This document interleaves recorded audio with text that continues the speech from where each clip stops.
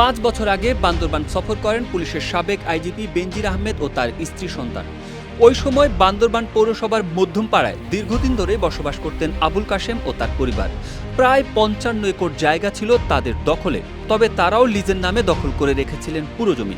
সফরকালে বেনজির ও তার স্ত্রী সন্তানদের জমিটি পছন্দ হলে নেওয়ার কথা বলেন, কিন্তু আবুল কাশেম ও তার পরিবার জায়গাটি দিতে অস্বীকৃতি জানালে পুলিশ দিয়ে হুমকি দেওয়া হয় বলে অভিযোগ ওঠে। এক পর্যায়ে নামকাওয়াস্তে অর্থে নেওয়া হয় পুরো জমিটি। বান্দরবানের মতোই রাঙামাটি ও খাগড়াছড়িতে বেনজির আহমেদের সন্ধানে মিলেছে অন্তত আরও 20 একর জায়গা। এইসব জায়গায় তিনি রিসোর্ট ও খামার করার পরিকল্পনা করেছিলেন। এইভাবে সমতল থেকে পাহাড় সবখানে মিলছে বেনজির আহমেদের বিপুল সম্পদের খোঁজ।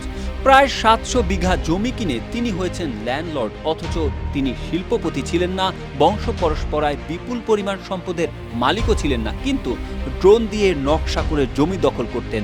ঘুরতে গিয়ে পাহাড় পছন্দ হয়েছে তাই দখল করেছেন। এমনকি জমি বিলাসী এই মানুষটি জায়গা কিনেছেন সাগর সৈকতেও। অপরাধ বিশেষজ্ঞরা বলছেন, অপরাধ নিয়ন্ত্রক হিসেবে পাওয়া বিশেষজ্ঞ নলেজ বেনজির ব্যবহার করেছেন অপরাধ সংগঠনের কাজে। 5 স্টার রেটিং প্রাপ্ত বিএলডিসি টেকনোলজির Walton super saver ceiling fan 65% পর্যন্ত বিদ্যুৎ বিল সাশ্রয় করে আপনাকে রাখে প্রশান্তিতে। ওয়ালটন ফ্যান হাওয়া বদলে দেয়। শুধু স্থলভাগ নয়, সমুদ্র পাড়েও সম্পত্তি কিনেছেন বেনজির। সেন্ট মার্টিন দ্বীপে 10 বছর আগে নিজের নামে 1 একর 75 শতক জমি কেনেন সাবেকেই আইজিপি।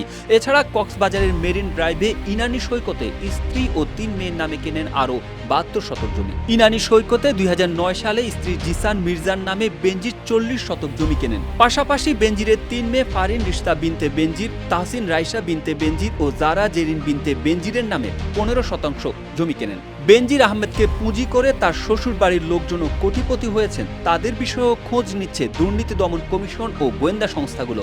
সংশ্লিষ্টরা জানায়, দুর্নীতি দমন কমিশনের তালিকার বাইরেও বেনজির আহমেদের আরও সম্পদ ও ব্যাংক হিসাবের সন্ধান মিলেছে।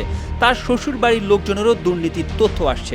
সাবেক পুলিশ প্রধানের এখন এমন সব স্থানে সম্পত্তি পাওয়া যাচ্ছে, তার সব দুর্নীতিকে হার মানাচ্ছে। তার সম্পদের পরিমাণ দেখে পুলিশ কর্মকর্তারাও হতবাক হয়ে পড়েছেন।